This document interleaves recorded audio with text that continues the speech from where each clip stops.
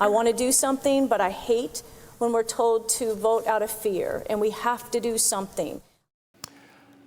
Okay, so speaking of lawmakers being fearful of taking a stand against this bill because it's not perfect, Republican Representative Heather Scott, she made an interesting point during today's House floor debate on House Bill 406. She said she was torn, not knowing which way to vote on this mandatory minimum bill, since she knows there are, quote, unintended consequences of putting people in prison. The emotional strain it puts on families of those who are sent away for a long time for something that was unintended. So even though she voted yes, Representative Scott said she was inclined to vote no because the language was not right. She even tried to make a motion during debate. And as you heard Joe say, they wanted to change the bill, give it better language. Well, that motion failed. But in explaining why she ultimately would vote in favor of it, Representative Scott also pointed out, as you heard Joe say, it's an election year. And she said it's been very difficult to vote how you want to vote on this bill. We all want to stop fentanyl, which is a huge problem. But many of us know if we don't vote correctly with law enforcement on this bill, we will be law enforcement haters or fentanyl lovers or drug trafficker lovers, which is really a lot of pressure. Very unfortunate that that gets put upon to us to pass a bill that way. So Representative Scott hates to vote, hates to have to vote out of fear, afraid of being, quote, labeled something she isn't because she voted against the bill that wasn't written well enough, which brings to mind just a session ago when certain lawmakers and the governor voted against and vetoed a certain library bill that would have led to unintended consequences. But those unintended consequences were for librarians, libraries, and those that use the library.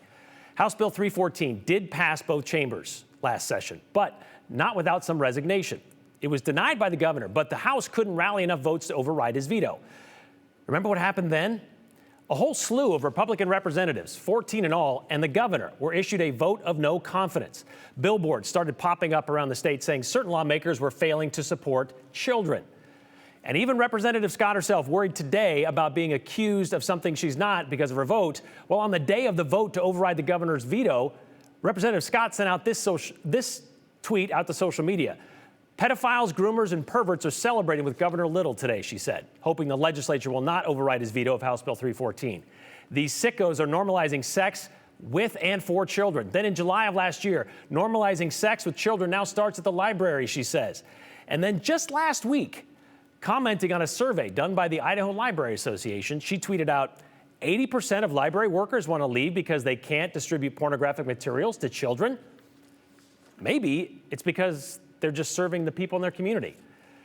That was just last week, by the way, that last tweet. But this week, Representative Scott is worried about being labeled a fentanyl lover because she really wanted to vote against the bill that in her mind is poorly written and carries a whole lot of unintended consequences.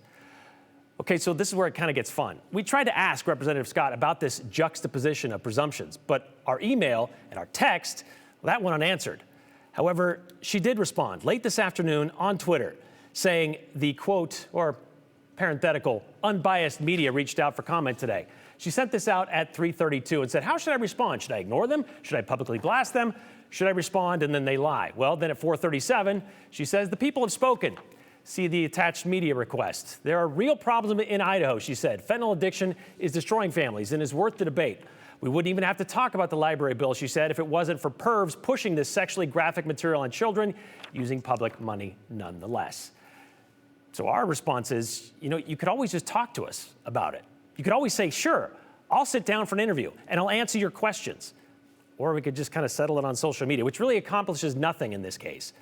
We just want to ask a few simple questions, that's all. So here's where we are. But I guess the thing stands. Anytime you're ready to talk, so are we.